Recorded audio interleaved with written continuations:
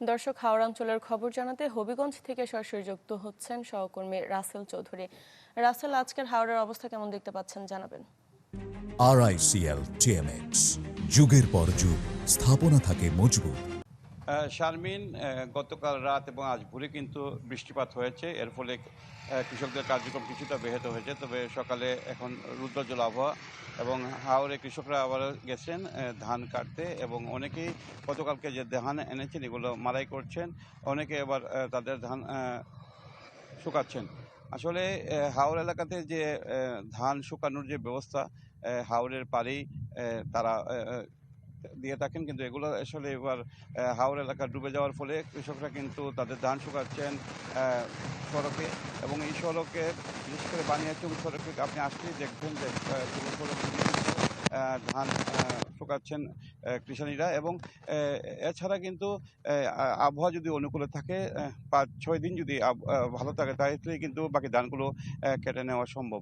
কৃষি অফিস যেটি জানিয়েছে যে এখন পর্যন্ত প্রায় ৬৭% ধান কিন্তু হাওরে কাটা হয়েছে এবং হবিগঞ্জের যে জেলায় মোট ২৩,০০০ কৃষক চিহ্নিত করা হয়েছে তারা সরাসরি ক্ষতিগ্রস্ত। এবং সরকার কিন্তু প্রণোদনার ব্যবস্থা করেছে। আমাদেরকে হবিগঞ্জের কৃষি অফিস যেটি জানিয়েছে ৩ ক্যাটাগরিতে তারা প্রণোদনা দেবেন। ৭,০০০ টাকা দিবেন, ৭,০০০ টাকা এবং ২০ কেজি চাল, ৫,০০০ টাকা এবং ২০ কেজি চাল এবং ৩,০০০ টাকা এবং ২০ কেজি চাল। এই ৩ ক্যাটাগরিতে কিন্তু কৃষকদেরকে তারা প্রণোদনার ব্যবস্থা করেছেন। এবং হবিগঞ্জে যে হাওর এলাকাগুলো রয়েছে, হাওরের পানি কিন্তু স্থিতি রয়েছে। বিশেষ করে হবিগঞ্জের নদ নদীর পানি না বাড়ার কারণে কিন্তু হাওরের পানি স্বাভাবিকই রয়েছে। এবং যদি বৃষ্টিপাত না হয় তাহলে কিন্তু হাওরের এলাকাতে যে বাকি ধানগুলো রয়েছে আসলে কৃষকরা কেটে নিয়ে আসা সম্ভব। এবং যদি আবহাওয়া অনুকূলে থাকে তাহলে কৃষকরা যে বাকি ধানগুলো রয়েছে তারা কিন্তু শুকিয়ে তাদের বাড়িতে তোলা সম্ভব হবে।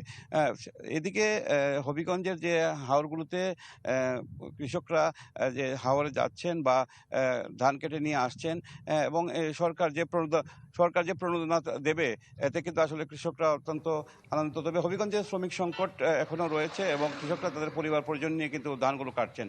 শারমিন। রাসেল, ধন্যবাদ আপনাকে। দর্শক, হাওড়ের পরিস্থিতি জানাচ্ছিলেন আমাদের সহকর্মী।